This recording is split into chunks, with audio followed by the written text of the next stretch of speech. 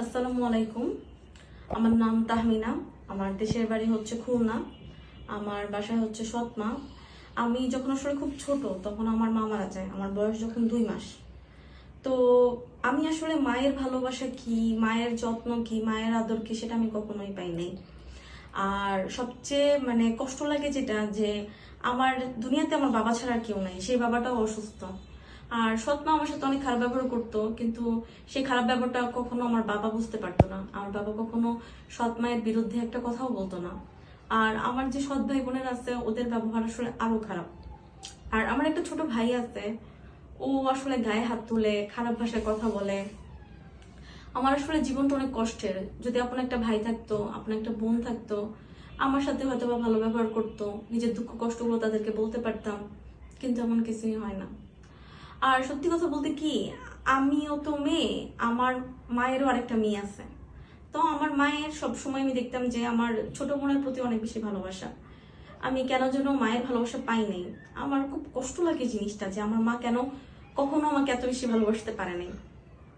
এখন বড় হয়েছি, বিয়ের জন্য আসলে প্রস্তাব আসে না এমন না, আসে, কিন্তু ভাইরে, আমাদের গ্রামে বিয়ে করতে হলে অনেক টাকা দিয়ে বিয়ে করতে হয়। এটা হচ্ছে আমাদের গ্রামের নিয়ম, যে বিয়েতে হচ্ছে 1-2 লাখ টাকা খরচ করতে হবে, ছেলেদের হচ্ছে ঘর বাড়ি সাজায় দিতে হবে। আমার বাবা তো কিছু করেই না, বিয়ে দিব কেমনি আমারে?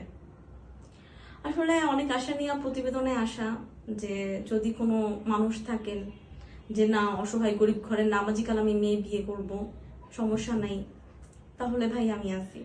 আর যদি কোনো ভাইয়ারা থাকেন বিবাহিত, বউ মারা গেছে, বা বয়স একটু বেশি, 40-42, আমার কোনো সমস্যা নাই, আমি শুধু একটা ভালো মানুষ চাই। ওই যে ছোটবেলা থেকে কখনো কারো ভালোবাসা পাই নাই, তো সমস্যা নাই। আমার হচ্ছে যে দায়িত্ব নিতে পারবেন, আমার একজন দায়িত্ববান মানুষ দরকার। কারণ মার ভালোবাসা পাই নাই, ভাই বোনের ভালোবাসা পাই নাই। এখন যদি একটা ভালো মানুষ পাই, যে হচ্ছে আমার দায়িত্ব নিব, আমার সব চাহিদাগুলো পূরণ করব, আমার সমস্যা নাই।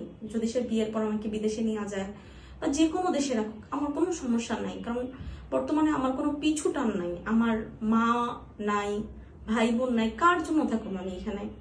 আমি শুধু আল্লাহর কাছে দোয়া করি, আল্লাহ একটা ভালো মানুষ দাও, যেন মানুষটা অনেক ভালো হয়।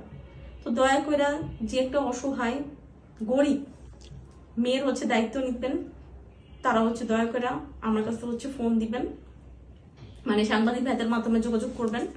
সাংবাদিক ভাইয়াদের হচ্ছে স্ক্রিনে দেওয়া যে নাম্বার আছে, এই নাম্বারে ফোন দিবেন। ফোন দিলে হচ্ছে আপনারা আমার সাথে যোগাযোগ করতে পারবেন। আর হ্যাঁ, আমি নামাজ পড়ি, আমি আসলে নামাজ কালাম পড়ি, এবং আমি একজন ধার্মিক মানুষ চাই, যে ভালো নামাজ পড়বে, ইবাদত করবে, আল্লাহর আল্লাহ যেভাবে বসে চলাফেরা করতে সেভাবে চলবে। আমার খুবই ইচ্ছা একজন ইমানদার লোক বিয়ে করব। সে বয়স্ক হোক, সমস্যা নাই, আমি তার সেবা যত্ন